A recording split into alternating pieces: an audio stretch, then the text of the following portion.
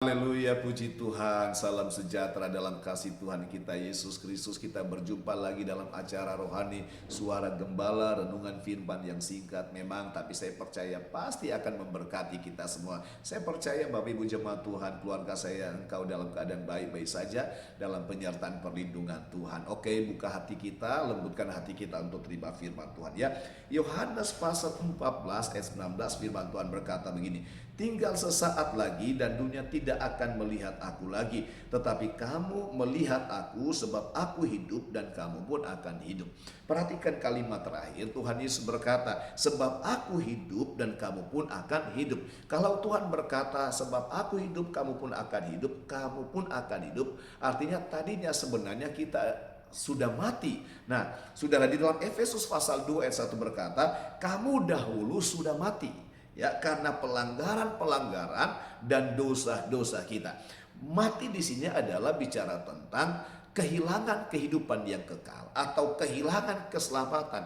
Mati di sini karena dosa adalah artinya saudara, sukacita, damai sejahtera, kebahagiaan yang melimpah itu hilang dalam hidup kita. Bapak perhatikan, segala harta benda kekayaan dunia tidak mampu menciptakan atau memberi sukacita, damai sejahtera yang berlimpah. Mungkin kesenangan sesaat bisa, tapi kebahagiaan, damai sejahtera tidak bisa diberikan oleh harta benda. Hanya Yesus, saudara, hanya oleh karena kebangkitan dan kematian dan kebangkitannya, saudara, kita memperoleh kebahagiaan sukacita itu, saudara. Nah, mati di sini sekali lagi, Bapak Ibu, kehidupan yang tanpa harapan atau kehilangan harapan, hidup yang tanpa harapan, itu yang disebut atau yang dimaksud dengan mati. Tetapi puji Tuhan, ada berita baik. Tuhan berkata begini, sebab aku hidup, kamu pun akan hidup. Yesus datang sebagai manusia, kemudian dia mati,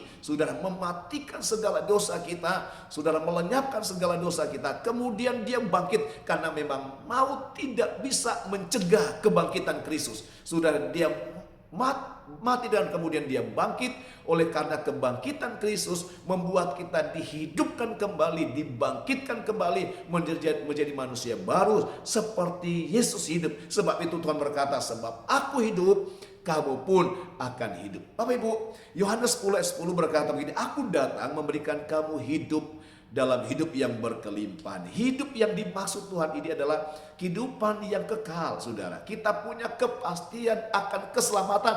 Kita punya kepastian akan masuk surga. Hidup yang berkelimpahan juga di sini adalah bicara tentang hidup yang penuh dengan harapan, hidup yang penuh dengan sukacita, berkelimpahan dengan sukacita, dengan kebahagiaan, dengan damai sejahtera. Juga bisa bicara tentang kehidupan yang berkelimpahan dengan segala berkat materi. Saudara, itulah hidup yang Tuhan maksudkan.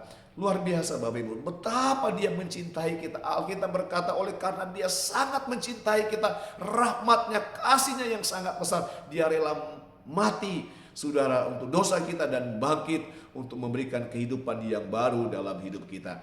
Bapak Ibu, saudara, apa tugas kita sebagai anak-anak Tuhan?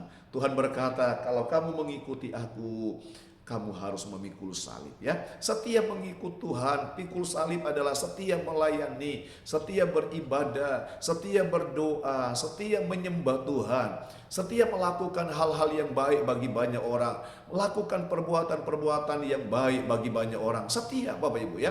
Jangan pernah tinggalkan Tuhan. Jangan jadi seterus salib. Orang yang memikul salib adalah orang yang setia melayani, setia beribadah, setia melakukan hal-hal yang baik bagi banyak orang. Itulah yang Tuhan kehendaki ketika kita percaya dan ketika kita menerima kasih karunia keselamatan dari Tuhan. Puji Tuhan, dengan hati yang tulus saya bersama keluarga mengucapkan selamat Paskah. Dan kiranya damai sejahtera, kasih karunia, rahmat dari kasih sayang dari Tuhan kita Yesus Kristus semakin melimpah bagi kita semua. Bagi Bapak Ibu jemaat keluarga saya dimanapun berada. Tuhan Yesus memberkati. Haleluya.